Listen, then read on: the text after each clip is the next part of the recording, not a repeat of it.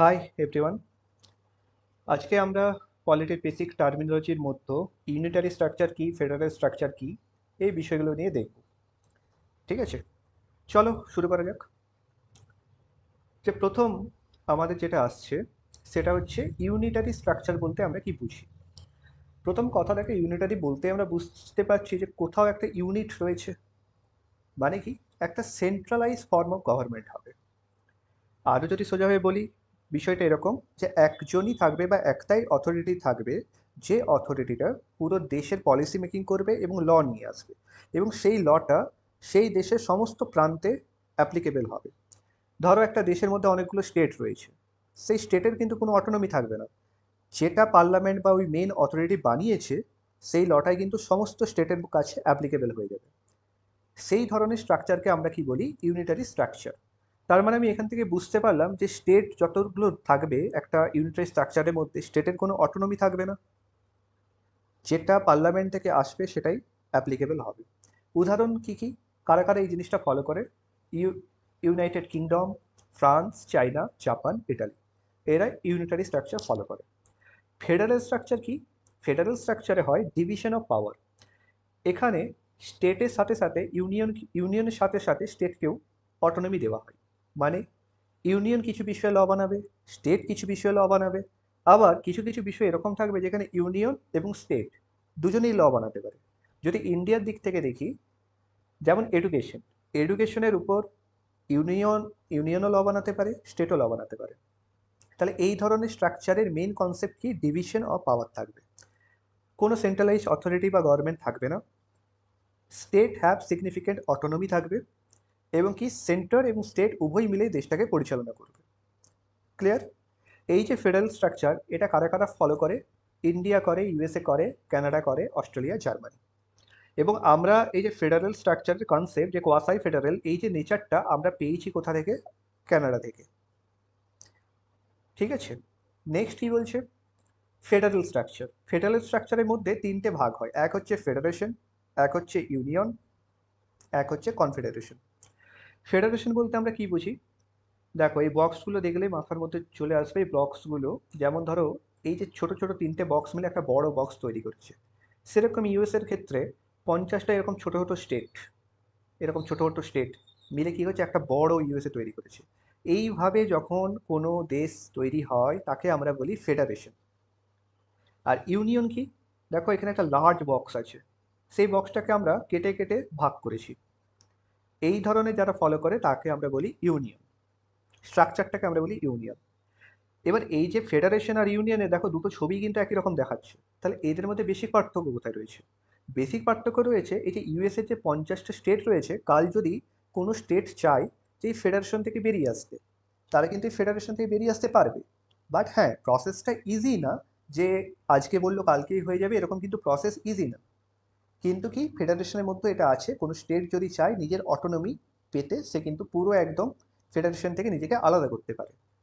কিন্তু ইউনিয়ন যখন যে স্ট্রাকচার ইউনিয়ন ফলো করে, সেখানে কোনো ধরনেরই এরকম কোনো স্টেট যদি চায় আমি নিজেকে আলাদা করব, কোনো অপশন থাকে না। তার মানে কি, কাল যদি তামিলনাড়ু ভাবে, মহারাষ্ট্র ভাবে, বা বেঙ্গল ভাবে যে আমি আজকে ইন্ডিয়া থেকে আলাদা হয়ে নতুন একটা কান্ট্রি হিসেবে আত্মপ্রকাশ করব, কিন্তু সেটা একদমই পসিবল নয়। তার কারণ ইউনিয়নকে কখনোই ভাঙা যায় না।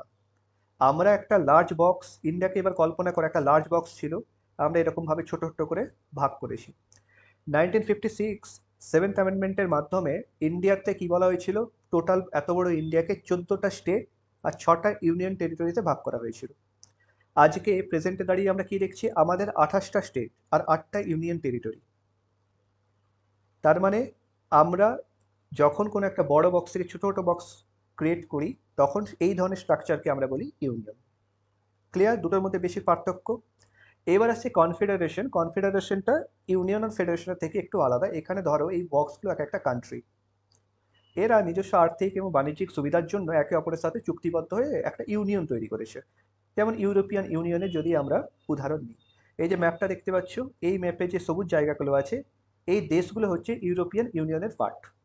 দিয়ে তারা একটা কনফেডারেশন যুক্ত করেছে, এবং কি কাল যদি কোনো দেশ চায় যে কনফেডারেশন থেকে নিজেকে রিমুভ করবো, ইজিলি রিমুভ করতে পারে। 2020-তে আমরা দেখলাম যে ইউকে ইউনিয়ন ইউরোপিয়ান ইউনিয়নের পার্ট ছিল, বাট ব্রেক্সিট হলো 2020-তে, ইউকে কী করলো, নিজেকে ইউরোপিয়ান ইউনিয়ন থেকে বাদ দিয়ে দিল। তার মানে এই কনফেডারেশন এটা হাইলি ডিস্ট্রাকটিবল, কেউ জয়েনও করতে পারে, কেউ বেরিয়েও আসতে পারে। ক্লিয়ার? আর কি উদাহরণ হতে পারে ভাবো তো, কনফেডারেশনে আর কি উদাহরণ হতে পারে? দেখো, কমনওয়েলথ নেশনের নাম আমরা জানি, ওটাও কিন্তু এক ধরনের কনফেডারেশন, যেখানে আজকে বর্তমানে কি 56টা কান্ট্রি রয়েছে, ইন্ডিয়া, পাকিস্তান, বাংলাদেশ সহ বহু কান্ট্রি রয়েছে। কাল যদি ইন্ডিয়া চায় যে আমরা এই কমনওয়েলথ নেশনের কনফেডারেশন থেকে নিজেকে রিমুভ করব, ইন্ডিয়া ইজিলি রিমুভ হতে পারে। তাহলে এই ধরনের যে ইউনিয়নগুলোকে আমরা বলি কনফেডারেশন। ক্লিয়ার? তিনটের মধ্যে বেসিক পার্থক্য আর কি, এই যে তিনটে ভাগ দেখছো এটা কার ফেডারেল স্ট্রাকচারের পার্ট। সেই জন্যই আমরা ইন্ডিয়াকে কি বলি, India is union of state but the character is a quasi federal character. এবার কিছু টার্ম আছে, যেমন হচ্ছে এনার্কি। এনার্কি মানে কি, যে এখানে কোনো রুলার নেই, এবং কি চারিদিকে রুলার যেখানে থাকবে না সেখানে প্রবলেম কি হবে, যে যেমন খুশিভাবে চলবে, সেই সমস্ত দেশকে অ্যানার্কি বলে। বর্তমানে এরকম দেশের সংখ্যা খুবই কম, কারণ ইদার মিলিটারি হবে বা কোনো না কোনো একটা দল এসে সেখানে রুল করবে, বাট অ্যানার্কি একটা টার্ম, এটা মনে রাখতে হবে। মোনার্কি কি, যেখানে রুলড বাই ওয়ান ফ্যামিলি। এখন মোনার্কি আমরা কোথায় দেখতে পাই? ইউনাইটেড কিংডমে আছে মোনার্কি। কে রাজা এখন? Charles the third. তাহলে ওই একটাই ফ্যামিলি ইংল্যান্ডের উপর রাজত্ব করে আসছে। যদিও এই মোনার্কিয়াল সিস্টেমে আজকে তাদের কোনো পাওয়ার নেই, বাট মোনার্কিয়াল সিস্টেম এভাবেই হয়, যখন একটা দেশ একটা ফ্যামিলির মাধ্যমে রুল হয়। ডিক্টেটরশিপ কি? ডিক্টেটরশিপ হচ্ছে rule by single person or small group of people. যেমন উদাহরণ যদি আমি দিই, নর্থ কোরিয়া, তখনই বুঝতে পারছো নর্থ কোরিয়ায় একজন সিঙ্গেল লিডার থাকে। কি নাম তার সিঙ্গেল লিডারের?